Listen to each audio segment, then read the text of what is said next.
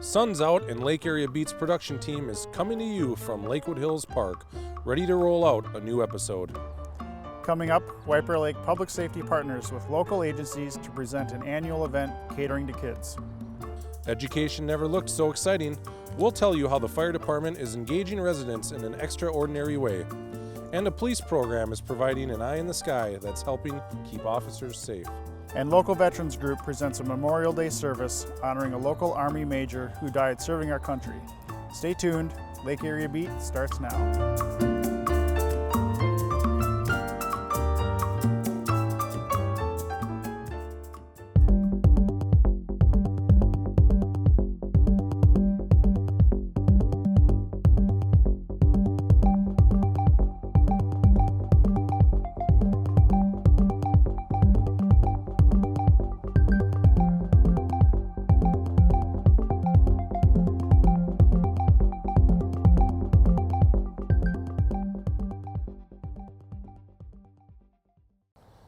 I'm John Vetty. And I'm Josh Waylander. Welcome to Lake Area Beat.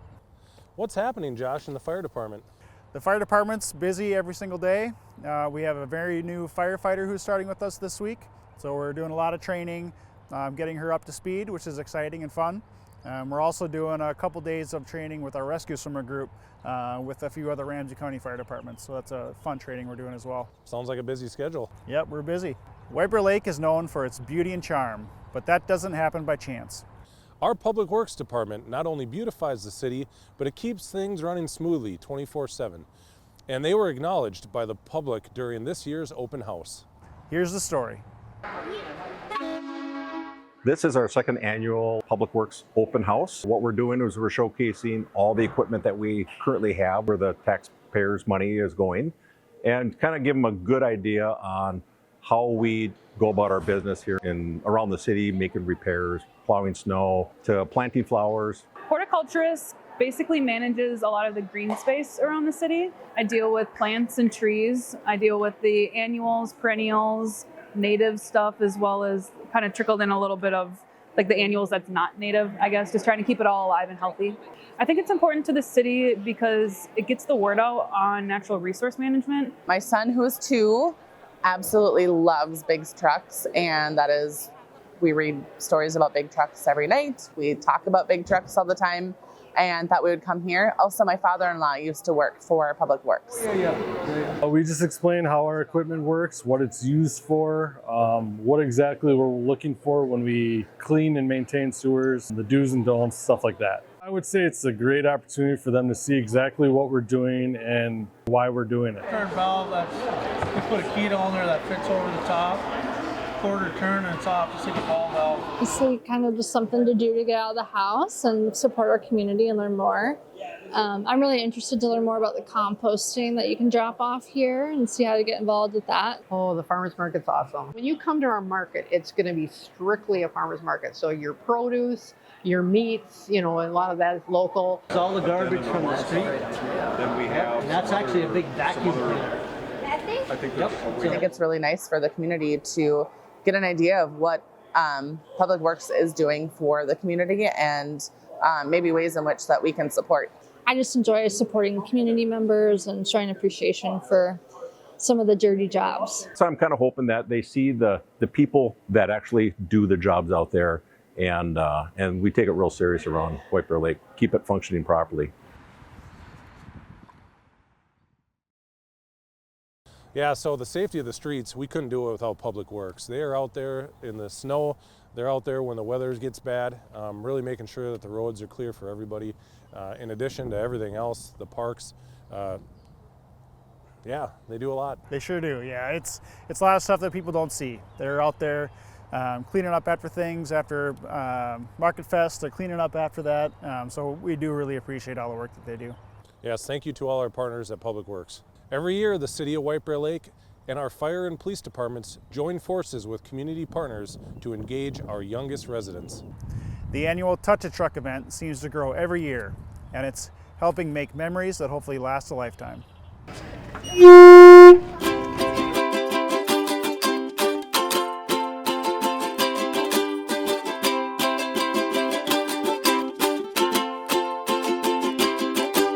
We are here at Podman Park for our annual Touch a Truck event where we have families, children, everybody can come out to see all the wonderful trucks. If a kid can hop into a truck here, whatever they like, so I know my kids growing up like the specific truck. And if we have it here and they're able to hop into it, they're creating hopefully a core memory that we created that situation for them. 3 seats! I could get 3 bad guys at the same time! So the kids like to get in the squad car, look around. It's really funny hearing their parents say that this is the only time they want to see them in the back of a squad car. I know when I was a kid, I would love seeing squad cars and going in them, and it gave me, the reason I'm a cop today is because of all the cops I met when I was younger. How's it going today, man? Stay good.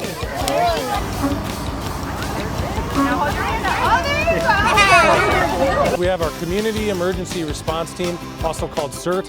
They're the wonderful men and women that are in these yellow vests. They really do a lot of the help with planning, the logistics and getting set up, running traffic control, helping vehicles park. We couldn't do these community events without our Community Emergency Response Team. There we go, now you're stuck, now you're going to jail. You can do it? Oh, you're going to escape? Oh! In addition to having all these wonderful trucks for the families to see, we as officers, firefighters, our public works staff, we get to mingle and meet with the community, and that's another huge benefit to this event. Having that community engagement is so important to us. It's one of the things that we really push to do more and more every year. We appreciate the public support. We love working with them. We're here to serve, we're here to help, and being able to mingle in a good, positive environment is so much fun for us.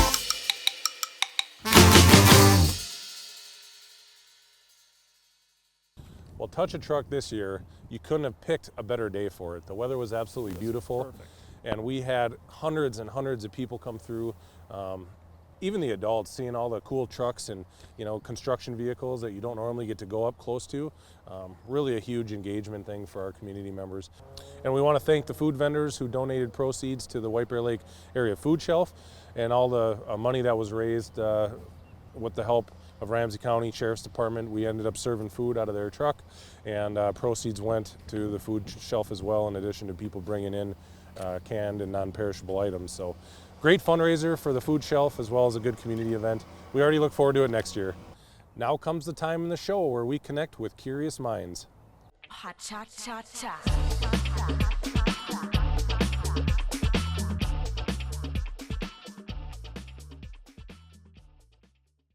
Hi, my name is Allison. I'm in 7th grade. Is this like a really busy job? Do you get to see your family like really often? Thank you, Allison, for your wonderful question. Being a police officer, just like a firefighter, is also a sacrifice. And sometimes we have to work holidays, sometimes we have to work weekends. It is a sacrifice, and sometimes you have to miss some of your family's events. But again, we do it for the greater good. We want to be able to help and serve our community and make our city the best it can be. So thank you for your question. Hi, my name is Liam, and I'm in 1st grade. This one's for the firefighters.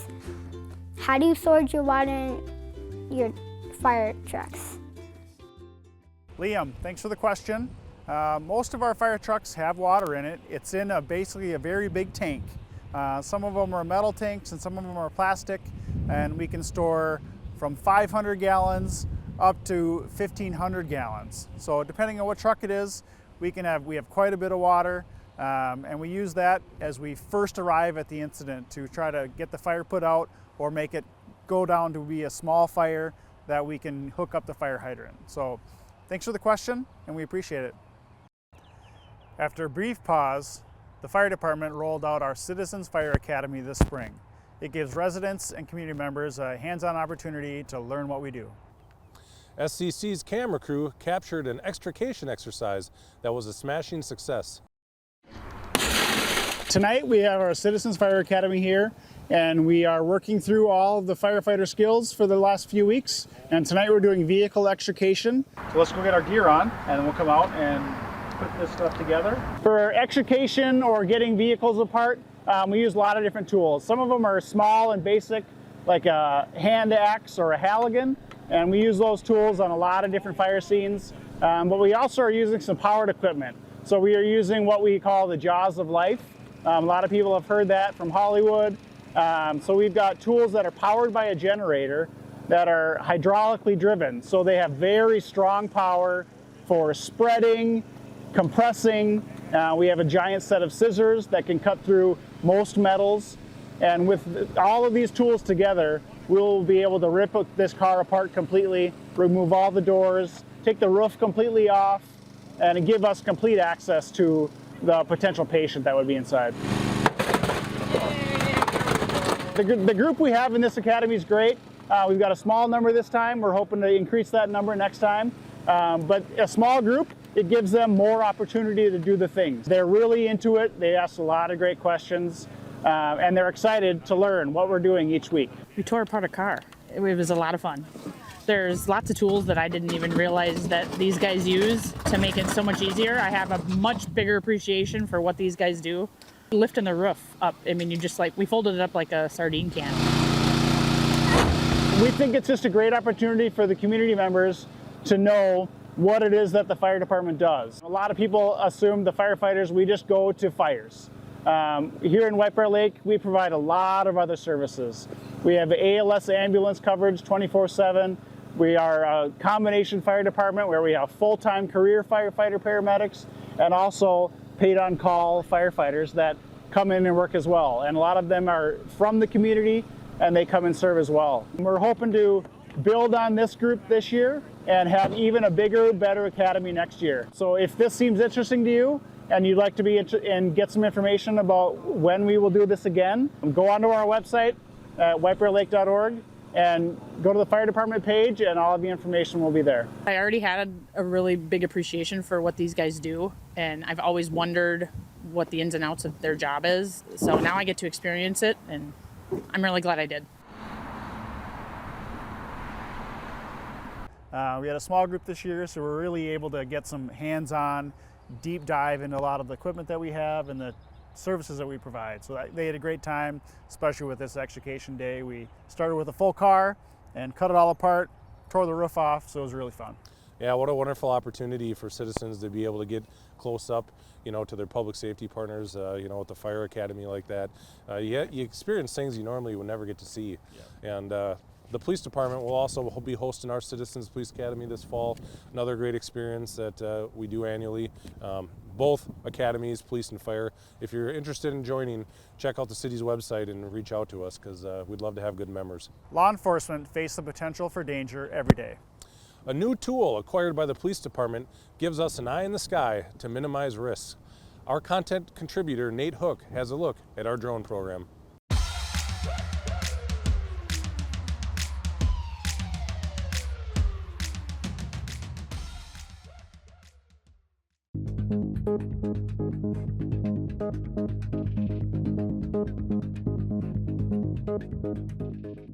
Drones have become a really efficient way of containing and finding people within a perimeter, or have left a scene and it's dark at night, they're in a wooded area, and it is sometimes just not practical for officers to go stumbling through the woods, potentially even with a dangerous suspect too, that could be very hazardous.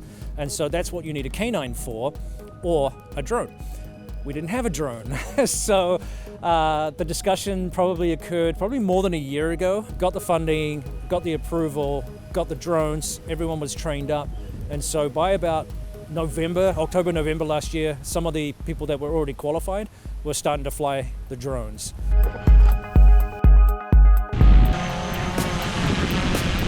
Knowing there's a firearm involved, you can't just wander up to a car because you're highly exposed. So in the end, we would do that, at some point, and it would be a much more potentially dangerous affair because potentially a person in that situation, you don't know how they're going to react. The thermal camera is a massive force multiplier for us. At night, you can't see anything. It's, even canines sometimes they make mistakes, right? And so we've had people hide in trees, we've had people hunker down behind things, and especially, in the cooler temperatures in the winter, it's very, very easy to find people.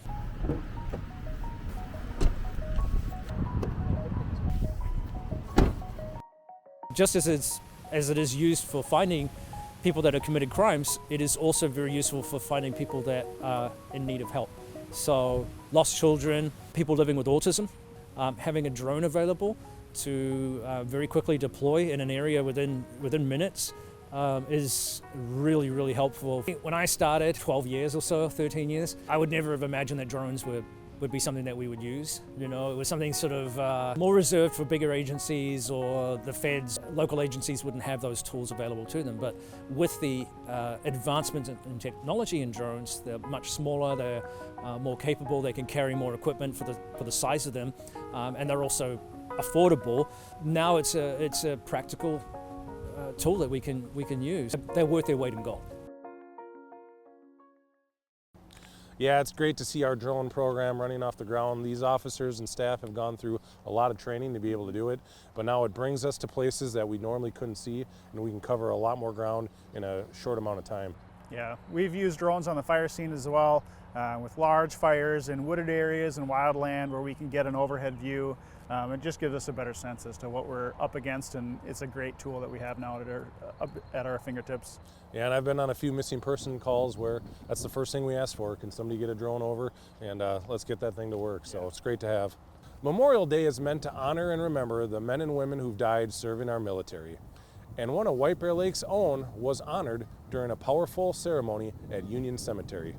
Good morning. I'm Colonel Gary Kralberg, the White Bear Lake American Legion Post 168 Second Vice Commander, and I welcome you to this great, wonderful day that we are blessed to have in the wonderful place called Minnesota.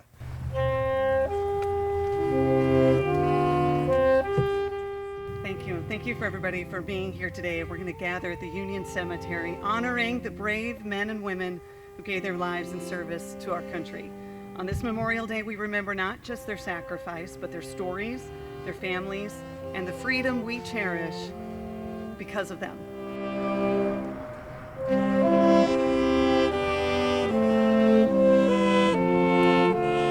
This is obviously the 50th anniversary of the Vietnam War. And so part of my honor group in the front row on the right are a sample of our Vietnam vets. Let's give them a hand.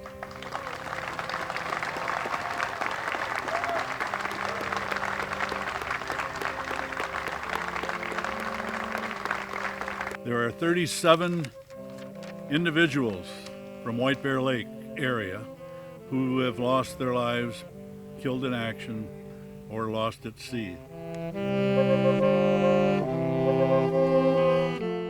It is a day for our community to solemnly reflect upon the sacrifice that those who once walked among us gave so valiantly. Major Curtis D. Feisner was one such man, and it is only befitting that we should honor him today. He grew up in the small village of Birchwood, a graduate of White Bear Lake High School. He went on to graduate from West Point Military Academy and ultimately to serve his country as a U.S. Army Special Operations aviator. Major Feisner lost his life over the sea in the southern Philippines, along with his crew, supporting Operation Enduring Freedom in February of 2002.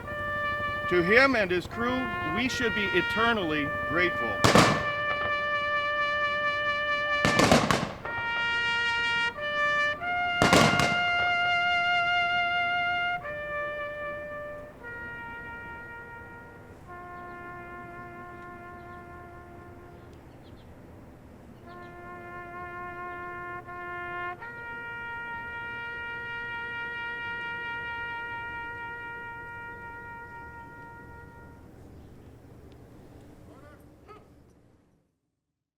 Well, it was interesting to learn about White Bear Lake residents who have served and made the ultimate sacrifice. We really appreciate those folks, of course, and we couldn't have the freedoms we have without their service. Absolutely. That wraps up this edition of Lake Area Beat. I'm Josh Waylander. And I'm John Vetty. Make sure to drop us a comment or story idea. You can find us on air and online. Have a safe and happy June.